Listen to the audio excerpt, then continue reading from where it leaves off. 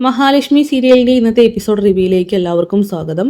അങ്ങനെ കരുണയാണെങ്കിൽ മോഹിനിയിൽ നിന്നും സത്യങ്ങൾ മനസ്സിലാക്കി അത് ഉറപ്പുവരുത്താനായിട്ട് പ്രതാപന്റെയും മുത്തശ്ശിയുടെയും അടുത്തേക്ക് എത്തുന്നു. അവിടെ വെച്ച് പ്രതാപനും മുത്തശ്ശിയും അത് സത്യമാണെന്നും ആ മരണത്തിന് ആകെയുള്ള ദൃക്സാക്ഷി മഹാലക്ഷ്മിയാണെന്നും അവളെ കൊന്നുകളഞ്ഞാൽ മാത്രമേ നമുക്ക് പേടിക്കാതെ ജീവിക്കാൻ പറ്റത്തുള്ളെന്നും ഇത്രയും കാലം അവൾക്ക് മുന്നിൽ പത്തി തരുന്നത് ഇതുകൊണ്ടൊക്കെയാണെന്നൊക്കെ പ്രതാപൻ കരുണയോട് പറയുന്നു.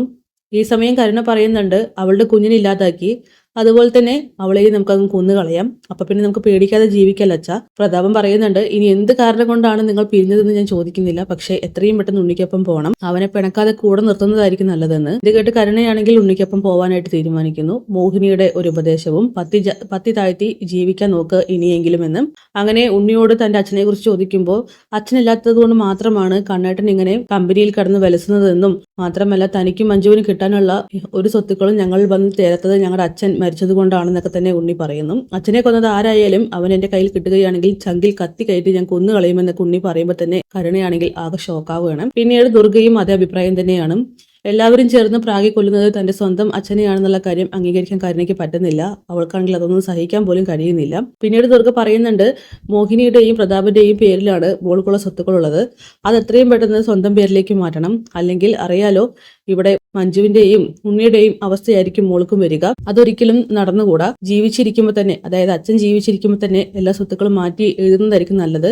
ആൾക്കാരാണ് എപ്പോഴാ എന്താ പറ്റുകയെന്ന് പറയാൻ പറ്റില്ല. അങ്ങനെ കരുണയോടും ഉണ്ണിയോടും കൂടിയിട്ട് ദുർഗ പറയുന്നുണ്ട്, രണ്ടാളും പരസ്പരം വഴക്കൊക്കെ മാറ്റിവെച്ചും ഒരു കുഞ്ഞിനെ കുറിച്ച് ആലോചിക്കും, നല്ലൊരു ദാമ്പത്യ ജീവിതവുമായിട്ട് മുന്നോട്ട് പോകും. അവളുടെ കുഞ്ഞില്ലാതായ സമയത്ത് നിങ്ങൾക്ക് കുഞ്ഞുണ്ടാവണം, അങ്ങനെയെങ്കിൽ മാത്രമേ നമ്മളിതിൽ ജയിക്കത്തുള്ളൂ. അങ്ങനെ ഇനി ഒരു തരത്തിലും താൻ വഴക്കുണ്ടാക്കില്ല എന്നും ഉണ്ണിയേട്ടനൊപ്പം യോജിച്ചു പോകാമെന്നൊക്കെ കരുണയാണെങ്കിൽ ദുർഗയ്ക്ക് വാക്ക് കൊടുക്കുന്നുണ്ട്. പിന്നീട് ഹോസ്പിറ്റൽ ഡിസ്ചാർജ് ദിവസമാണ് മഹാലക്ഷ്മിയുടെ. അവളാണെങ്കിൽ പൂർണ്ണമായിട്ടും ഓക്കെ ആയി. അതുകൊണ്ട് തന്നെ മഹാലക്ഷ്മിയെ ലേഖയും ചേർന്ന് പ്രതാപനെ കാണാനായിട്ട് വരികയാണ്. പ്രതാപനും മുത്തശ്ശിയും മഹാലക്ഷ്മിയെ കാണുമ്പോൾ സങ്കടം അഭിനയിക്കുന്നുണ്ട്. വല്ലാതെ അഭിനയിച്ച് ബുദ്ധിമുട്ടണ്ട എന്ന് ലേഖ പറയുന്നു. അതെന്താ മോളെ അങ്ങനെ പറഞ്ഞു, കുഞ്ഞല്ലേ പോയത്, ഞങ്ങൾക്കും വിഷമം കാണില്ലേ? അങ്ങനെ മഹാലക്ഷ്മി പറയുന്നുണ്ട്, മിണ്ടിപ്പോവരുത്, വായ തുറന്നാൽ നുണ മാത്രമേ നിങ്ങൾ പറയത്തുള്ളൂ. എനിക്കറിയാം ഞാൻ ഈ അവസ്ഥയിലെത്താൻ കാരണക്കാരാരാണെന്ന്. എന്റെ കുഞ്ഞിനെ കൊല്ലാൻ ശ്രമിച്ചത് നിങ്ങളാണ്. അതിനുള്ള തെളിവുകൾ ഞങ്ങളുടെ പക്കലുണ്ട്. ആളെയും ഞങ്ങൾ കണ്ടെത്തിയിട്ടുണ്ട്. പക്ഷേ ഇതൊന്നും കൊണ്ടും ഞാൻ തളരുമെന്ന് നിങ്ങൾ വിചാരിക്കേണ്ട. നിങ്ങളെല്ലാവരും കരുതിയിരിക്കുന്നത് എന്റെ കുഞ്ഞ് എന്നേക്കുമായിട്ട് നഷ്ടപ്പെട്ടു എന്നല്ലേ. എന്നാ കേട്ടോ, കുഞ്ഞിനൊരാപത്തും സംഭവിച്ചിട്ടില്ല. കുഞ്ഞ് സേഫായി തന്നെ ഇപ്പോഴും എന്റെ ഉദരത്തിലുണ്ട്. ഇത് കേട്ട് പ്രതാപനും മുത്തശ്ശിയും ആകെ ഷോക്കാവുന്നു. എന്ത്, ഒന്നും സംഭവിച്ചില്ല എന്നോ? അതെ, കുഞ്ഞിന് ഒരു ആപത്തും പറ്റിയിട്ടില്ല. കൃത്യസമയത്ത് തന്നെ അനന്തുവേട്ടനും ലേഖയും ചേർന്ന് എന്നെ ഹോസ്പിറ്റലിലേക്ക് എത്തിച്ചതുകൊണ്ട് തന്നെ യാതൊരു പ്രശ്നവും സംഭവിച്ചിട്ടില്ല. പിന്നെ ഇനിയും നിങ്ങൾ ഇതുപോലെയുള്ള തരം താഴ്ന്ന പണികൾ ചെയ്യുമെന്ന് എനിക്കറിയാം, ചെയ്തോളൂ, കുഴപ്പമില്ല. പക്ഷെ ഒന്നാലോചിക്കണം, ഈ ഭൂമി കാണാത്ത കുഞ്ഞിനെയാണ് നിങ്ങൾ കൊല്ലാനായിട്ട് ശ്രമിച്ചത്. ആ ഒരു പാപം ഒരിക്കലും നിങ്ങളെ വിട്ട് പോവില്ല. ഒരു അമ്മയുടെ ശാപമായിട്ട് കരുതിക്കോ എന്നൊക്കെ പറഞ്ഞ് മഹിയാണെങ്കിൽ പ്രതാപനോടും മുത്തശ്ശിയോടും പൊട്ടിത്തെറിക്കുന്നു. ദേ, ഞങ്ങൾ ചെയ്യാത്ത തെറ്റാണ് നീ ഇവിടെ കടന്ന് വിളമ്പിക്കൊണ്ടിരിക്കുന്നത്, മര്യാദയ്ക്ക് ഇവിടെ നിന്നും പോവാൻ നോക്കുന്നൊക്കെ പറഞ്ഞ് പ്രതാപനാണെങ്കിൽ ദേഷ്യം വരികയാണ്. കാരണം അയാൾക്ക് എല്ലാ പ്രദേശങ്ങളും തെറ്റിക്കഴിഞ്ഞു. സ്വന്തം മകളോട് മഹാലക്ഷ്മിയുടെ കുഞ്ഞു പോയതിന്റെ സന്തോഷമൊക്കെ ആഘോഷിച്ചിരിക്കുന്ന ഇരിപ്പാണ്. പക്ഷെ അപ്പോഴേക്കാണ് മഹി വന്ന് ഈ ന്യൂസ് പറയുന്നത്. അതൊരിക്കലും പ്രതാപനും മുത്തശ്ശിക്കും അംഗീകരിക്കാൻ പോലും കഴിയുന്നില്ല. ഇനിയും നിങ്ങൾക്ക് എന്താ ചെയ്യാൻ പറ്റുന്ന വെച്ചാൽ അത് ചെയ്യുമെന്ന് പറഞ്ഞുകൊണ്ട് മഹിയാണെങ്കിൽ ലേഖയുമായിട്ട് അവിടെ നിന്നും പോകുന്നു.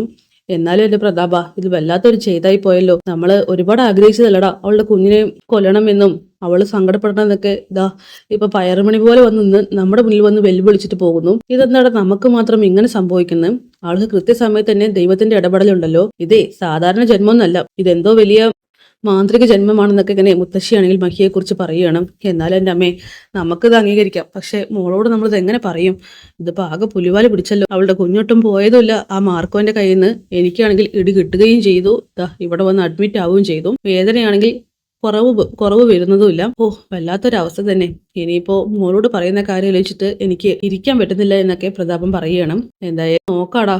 അങ്ങനെ അവരാണെങ്കിൽ ആ കാര്യം ഓർത്ത് സങ്കടപ്പെട്ടുകൊണ്ടിരിക്കുന്നുണ്ട്. കണ്ണനാണെങ്കിൽ മഹിയുടെ ഡിസ്ചാർജ് ദിവസമായതുകൊണ്ട് തന്നെ തോമസ് വൈദ്യന്റെ വീട്ടിലേക്കും വരുന്നുണ്ട്. അങ്ങനെ മുത്തശ്ശിയാണെങ്കിൽ പ്രതാപനോട് പറയുകയാണ്, ഇനിയിപ്പോ ആ ഉണ്ണിയും കണ്ണനും കൂടി അറിയാനുള്ളൂ അവരുടെ അച്ഛനെ കൊന്നത് നമ്മളാണെന്നും. അതുകൂടി കഴിഞ്ഞാൽ പിന്നെ അടിപൊളിയായി നമ്മുടെ ജീവിതം. ശിഷ്ടകാലം ജയിലിൽ സുഖമായിട്ട് പ്രതാപ നിനക്ക് അവിടെ ഇരിക്കാമെന്നൊക്കെ പറയുമ്പോൾ അമ്മയൊന്നും മിണ്ടാതിരിക്കുന്നുണ്ടോ? എടാ, എങ്ങനെ മിണ്ടാതിരിക്കും?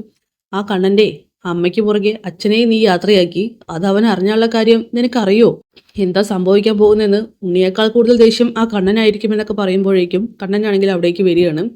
പ്രതാപനും മുത്തശ്ശിയും ആ കാഴ്ച കണ്ട് ആകെ ഷോക്കാവുന്നുണ്ട്. കാരണം കണ്ണൻ വല്ലതും കേട്ടോ എന്നൊക്കെയാണ് അവർ തെറ്റിദ്ധരിക്കുന്നത്. ആ മോനെന്താ ഇവിടെ? ഞാൻ നിങ്ങളെ കാണാൻ വേണ്ടി വന്നതാണെന്ന് പ്രതാപനോട് പറയുന്നു. അല്ല, ഞങ്ങളിവിടെ സംസാരിച്ചത് എന്തെങ്കിലും മോൻ കേട്ടോ? ഏയ്, ഞാനൊന്നും കേട്ടില്ല. എന്താ സംസാരിച്ച?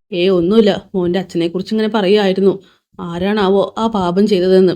അതാരായാലും ദൈവം ഒരു ദിവസം തെളിയിക്കുമെന്ന് കണ്ണൻ പറയുന്നു. എന്തായാലും കണ്ണനാണെങ്കിൽ പ്രതാപനോട് നല്ല രീതിക്ക് തന്നെയാണ് സംസാരിക്കുന്നത്. കാരണം ശത്രുവായിട്ട് കാണാനായിട്ട് കഴിയില്ല. എന്തെന്ന് വെച്ചാൽ നാടകം പൊളിയും. എന്തായാലും അതൊക്കെ കാണിച്ചുകൊണ്ടാണ് എപ്പിസോഡ് അവസാനിക്കുന്നത്. കാത്തിരിക്കാം കിടിലൻ എപ്പിസോഡ്സിനായിട്ട്.